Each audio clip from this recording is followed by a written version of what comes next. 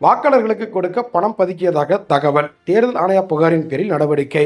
சென்னையில் 5 இடங்களில் சோதனை. வருமான வரித்துறை அதிரடி. தமிழ்நாட்டுக்கு வெள்ள நிவாரணம் கேட்டு மத்திய அரசுக்கு எதிராக சுப்ரீம் கோர்ட்டில் இன்று வழக்கு. முதலமைச்சர் மு.க. ஸ்டாலின் அறிவிப்பு. காங்கிரஸ், திமுக பொய் பிரச்சாரம் செய்கிறது. தேர்தலுக்காக கட்சித்தீர்வு குறித்து பாரதிய ஜனதா பேசவில்லை. மத்திய மந்திரி நிர்மலா சீதாராமன் பேட்டி. தேர்தல்களில் பதிவாகும் ஒப்புகை சீட்டுகளை முழுமையாக எண்ண உத்தரவிடக் கோரி வழக்கு. தேர்தல் கமிஷனர் மத்திய அரசுக்கு சுப்ரீம் கோர்ட் நோட்டீஸ். சட்டத்தில் விலக்கு அளிக்கப்பட்டுள்ளது. தேர்தல் பத்திரம் பற்றிய நடைமுறையை தெரிவிக்க முடியாது.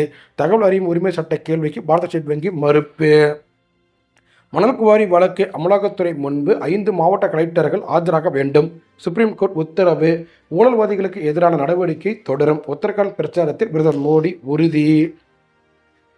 விருதுநகரில் அடுத்தடுத்து வந்த 3 கொரியர் வாகனங்களில் 16.25 கிலோ தங்க நகைகள் சிக்கின. அமலாக்கத்துறையை வேட்டை நாயாக பயன்படுத்துவதை ஏற்க முடியாது.